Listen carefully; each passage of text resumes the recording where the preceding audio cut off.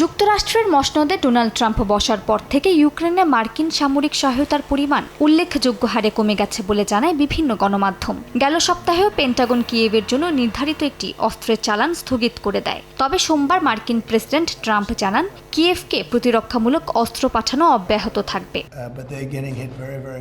যদিও মার্কিন গণমাধ্যম এক্সিওসের তথ্যমতে ইউক্রেনের প্রেসিডেন্ট জেলেনস্কির সঙ্গে এক ফোন আলাপে ট্রাম্প জানান কিয়েভকে মাত্র 10টি প্যাট্রিয়ট মিসাইল পাঠাবে ওয়াশিংটন। প্যাট্রিয়ট মিসাইল উৎপাদনে যুক্তরাষ্ট্রের সক্ষমতা বর্তমানে বছরে 500টির মতো। প্রতি মিসাইলের মূল্য প্রায় $40 লাখ। সাধারণত একটি লক্ষ্যবস্তু ভূপাতিত করতে 2টি মিসাইল ব্যবহার করতে হয়। এ কারণে সহায়তাটি সীমিত বলে মনে করছেন বিশেষজ্ঞরা। ট্রাম্প ইউক্রেনকে অন্য উৎস থেকেও অস্ত্র সহায়তার উপায় খুঁজে দেওয়ার প্রতিশ্রুতি দিয়েছেন।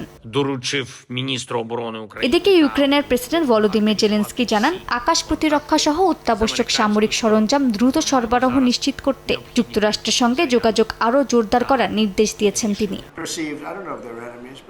একই সঙ্গে ইউক্রেন যুদ্ধ বন্ধ করা তার প্রত্যাশার চেয়ে কঠিন হবে বলে স্বীকার করেছেন মার্কিন প্রেসিডেন্ট ডোনাল্ড ট্রাম্প। সংবাদ সম্মেলনে তিনি রুশ প্রেসিডেন্ট ভ্লাদিমির পুতিনের কড়া সমালোচনা করেন। পুতিনের কারণে প্রতি সপ্তাহে 7,000-এর বেশি মানুষ প্রাণ হারাচ্ছেন বলে দাবি করেন তিনি।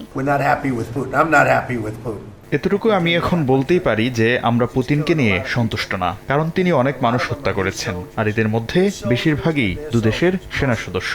এখন প্রতি সপ্তাহে প্রায় 7,000 মানুষ প্রাণ হারাচ্ছেন। আমি পুতিনের এই কার্যকলাপে খুশি না। ক্রেমলিনের মুখপাত্র দিমিত্রি পেসকভ জানান যুক্তরাষ্ট্রের পক্ষ থেকে পরস্পর বিরোধী বক্তব্য আসছে, তবে ইউরোপীয় দেশগুলো এখনও ইউক্রেনকে সরবরাহ অব্যাহত রেখেছে। এ সময় মস্কোর ওপর দেয়া মার্কিন নিষেধাজ্ঞাকে অবৈধ বলে অভিযোগ করেন তিনি। বলেন এতে রাশিয়া ও যুক্তরাষ্ট্র উভয় দেশের ব্যবসায়ীরাই ক্ষতিগ্রস্ত হচ্ছেন। মালিহা সুহরওয়ার্দী, সময় সংবাদ।